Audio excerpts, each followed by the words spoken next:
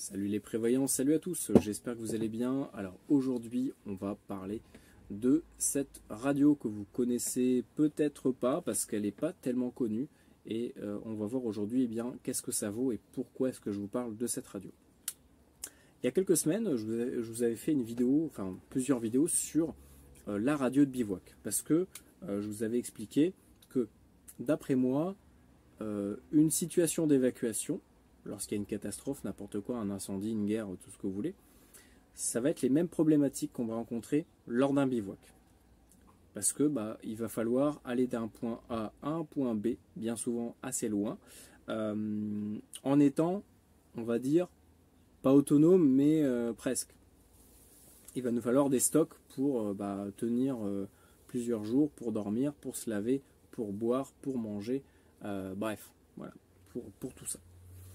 Et lorsque je suis parti 15 jours, en fait, je suis parti à une période où en fait il y avait énormément d'orages. Apparemment, ça faisait peut-être 15 ans, 20 ans que c'était pas comme ça, que ça n'était pas arrivé. Enfin, en tout cas, pas quasiment tous les soirs, parce que vraiment tous les soirs, j'essuyais des orages, de la pluie. Vraiment, c'était, ça y allait pas de main morte. Hein. La première nuit, j'ai même dormi dans une grange abandonnée. Et le matin, je me suis fait réveiller par le paysan du coin avec son tracteur. Mais bon, ça va, ils disent rien tant qu'on est respectueux. Mais voilà, mon matos était trempé, j'étais trempé, et donc j'ai dû vraiment faire attention à pas trop exposer ma radio. Mais c'est débile, parce qu'au contraire, il faut l'avoir sur soi, et c'est justement là qu'on en a besoin, quoi. C'est lorsque c'est compliqué, lorsqu'il y a un accident, qu'on en a besoin. Et bien souvent, c'est dans des conditions assez difficiles. Et donc, voilà, je me suis dit, après ça, il faut vraiment que je me trouve déjà une radio haute visibilité, parce que c'est pareil, hein, plusieurs fois je l'avais posée en nature et j'arrivais plus à la retrouver, alors, ça paraît bête, mais avoir une radio orange fluo, au moins vous la voyez. Et surtout étanche. Moi, l'objectif, c'était aussi d'avoir une radio étanche, parce qu'il fallait que je puisse la foutre dans la flotte, la jeter par terre si j'avais envie de la jeter par terre. Enfin, voilà, des fois on a un truc à faire, on jette le sac, la radio part, faut pas qu'elle se casse, quoi. Il faut que je puisse l'utiliser dans la neige, dans le sable, sous la flotte. Et en fait, c'est vraiment la radio qui répond à mes besoins. En plus de ça, elle est bibande, elle fait VHF, UHF, donc ça me permet également d'avoir accès, par exemple, en mer, enfin de m'en servir même en mer, hein, parce qu'elle est IP55. Alors je peux l'avoir sur mon gilet, je peux un peu aller dans l'eau avec, mais je peux pas non plus la foutre totalement dans l'eau pendant plusieurs minutes, voire plusieurs heures. Mais voilà, pour une utilisation même maritime, ça peut être potentiellement possible, voilà, pour de la détresse bien sûr. Et donc, voilà, j'ai un peu fouillé internet et je suis tombé sur ce modèle-là. Alors c'est pas le modèle ultime parce que au niveau de la batterie, c'est pas non plus exceptionnel, hein. On n'a pas la même autonomie que le Retevis RB617 qui a vraiment une autonomie de peut-être 6-7 jours, vraiment sans déconner. Là, on est plus sur une autonomie de 3 jours à peu près. En économisant bien, en se mettant en économie de batterie, en désactivant la double veille, on peut arriver, je pense, à aller 3 jours d'autonomie. Donc c'est pour ça que j'ai pris avec une deuxième batterie. Et vous voyez, en fait, dessus, on a un petit clapet qu'on enlève, qui permet de faire l'étanchéité. Et derrière, on a de l'USB-C, donc ça c'est vraiment top. Donc j'ai pris une deuxième batterie. On est sur des batteries 7,4 volts, hein, comme d'habitude. Donc charge maximale 8,4. Avec... alors là, ils ne l'ont pas marqué. Ok, ils me le marquent en Wh, mais c'est à peu près 1800 mAh. Donc 1,8 ampères. Comptez toujours un petit peu moins, même si je pense que là c'est vrai. On est voilà, entre 1006 et 1008 en ampérage. C'est pas énorme, hein, franchement. C'est on va dire la capacité, on va dire habituelle d'une batterie. Par contre, ils ont bien optimisé la radio pour la rendre vraiment très peu consommatrice d'énergie lorsqu'elle est en veille. Elle est également équipée d'un GPS normalement. Alors moi, c'était pas écrit. Je m'étais renseigné sur le modèle. Moi, le souci, c'est que c'est la version UV17 Max, je crois, ou Maxi. En gros, elle est un peu plus puissante au niveau des watts.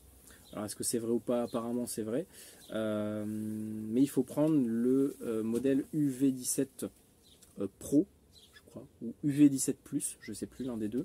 En tout cas, il faut que l'interface soit comme ça, hein, soit en noir et bleu foncé, et non pas en blanc et bleu clair. Ça, c'est les versions précédentes qui sont un peu buggées, on va dire. Sur les versions noir et bleu foncé, normalement, la radio est équipée d'un GPS. Moi, j'ai le menu GPS, alors peut-être que c'est un souci de firmware. Il faudrait que je voie si je peux le mettre à jour, mais en tout cas, j'ai le menu GPS. Hein. J'ai le menu GPS, vous voyez qu'on peut l'activer, mais dès que je l'active, en fait, la radio n'arrive pas à se positionner. J'arrive pas à avoir de coordonnées, donc c'est un peu dommage, mais je pense que à l'avenir, on va pouvoir le débloquer. Et donc ça va me permettre d'avoir une radio étanche, haute visibilité, bi-band, rechargeable en USB-C et par le socle, mais le socle il est là-bas. Donc ça permet voilà, d'être relativement polyvalent. La radio coûte pas cher, hein, c'est à peu près une cinquantaine d'euros. On a également, ça c'est super intéressant, moi c'est aussi et surtout pour ça que je l'ai pris, on a une lampe torche. On a toujours bien sûr le mode alarme, hein, comme sur tous les Baofeng quasiment. Je crois que c'est sur celui-là, on reste appuyé sur... Donc ça, non, ceci est un test. Donc on a les lumières, les LED qui clignotent ici. On a la sirène dans le haut-parleur. On a les LED rouges et vertes qui s'allument ici. Et on a la transmission du signal sur les ondes, sur la fréquence sur laquelle on est. Donc ça permet de créer en gros une balise de détresse. Ça c'est pratique par exemple pendant les avalanches. C'est un truc tout con, mais dans une avalanche, si vous avez une sirène sur vous, on pourra vous localiser beaucoup plus facilement. Rien qu'en suivant le bruit. Donc voilà, ça fait quelques semaines que je l'ai. Après, au niveau des prises, on est sur du Canood, hein, du standard. Je l'ai testé, hein, je m'amuse à la prendre dans la douche et à la foutre par terre et à bien la mouiller. Il n'y a aucun problème, ça tient bien, il n'y a pas de souci. Voilà, on est vraiment sur du costaud, on sent que c'est vraiment du bon plastique. Là-dessus, j'ai rien à dire. L'inconvénient, enfin, ça dépend de comment on le voit. La batterie n'est pas équipée du clip ceinture. Hein. Le clip ceinture est vraiment sur l'appareil directement. Donc ça peut être bien pour ranger les batteries pour pas trop que ça fasse pas trop que ça prenne de place. L'inconvénient, c'est que par rapport à une batterie qui a le clip ceinture, la batterie, on pourra directement la mettre à la ceinture ou sur un sac à dos, sur un passant en molle par exemple. Alors que là, il va nous falloir la mettre dans une pochette. Donc faites attention à ça, pensez à bien numéroter vos batteries si vous faites des roulements. On va également avoir bien sûr la radio FM. Alors, il faut que je reprogramme le bouton. Tac. Donc FM radio.